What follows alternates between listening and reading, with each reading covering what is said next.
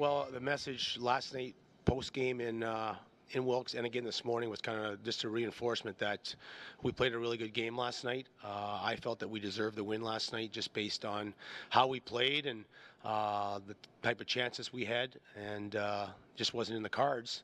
And we really preached to the guys that if we followed it up with another solid effort, that you'd get rewarded. So, I thought at times we were even better tonight, and the guys were really motivated to play the right way for the most part. I mean, obviously there's mistakes from both sides, but overall, I liked our game again tonight, and you can see, the makeup of our team's a little bit different. It has to be a hard-working team that defends well, and we also talked to the guys this week about the chase to three in the NHL. I talk about the teams that get to 3 goals the most always win the hockey games, and we're kind of a little bit in that mode right here, where we need to win some 2-1, 3-2 hockey games, and I think the last 2 nights is indicative of how we need to play here, and hopefully the goal totals will pick up as guys start to get their firsts and seconds, and moving forward from an offensive perspective.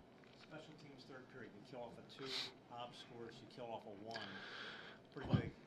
Yeah, absolutely. I mean, as you know, I always have the keys to the game prior to at our 5:30 meeting, and the fourth key was special teams. Last night we lost that battle. We stayed disciplined. Only had 3 penalties last night, but obviously they got the winner on that.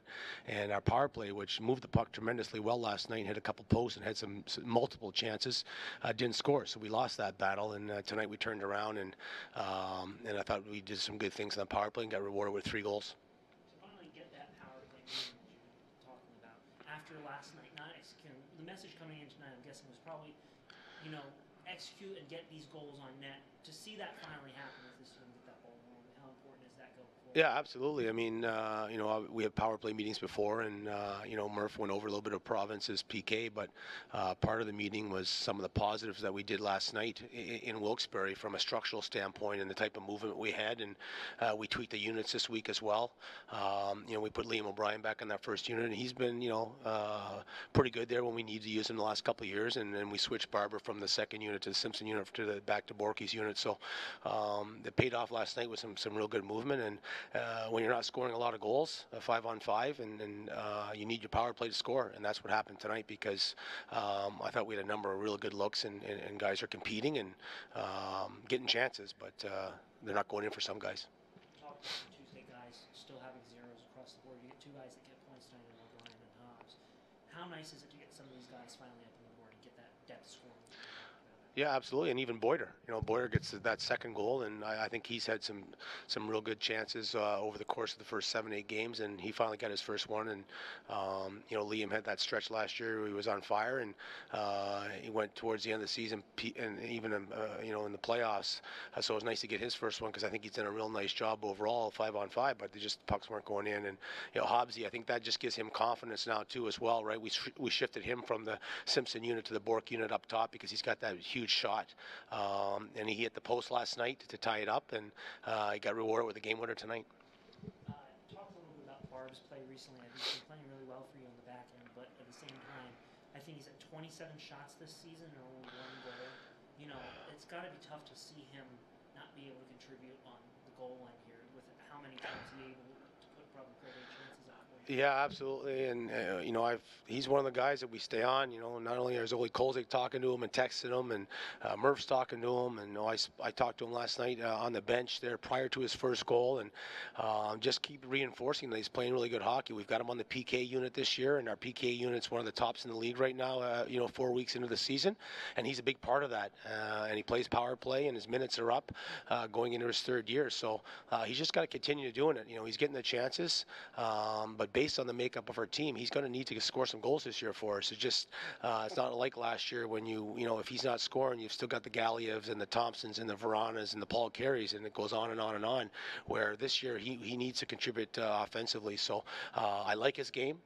He's playing very, very well, but he's going to need to score some goals for us. This was a divisional win.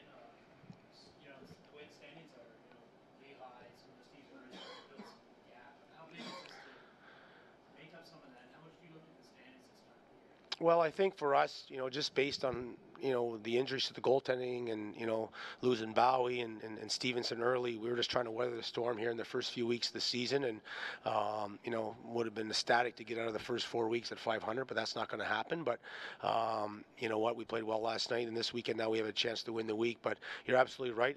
I thought that Providence had the best team on paper, and they were missing some guys. Solaric was out injured, and Heinen's up, and so they're going to be a formidable opponent all year long.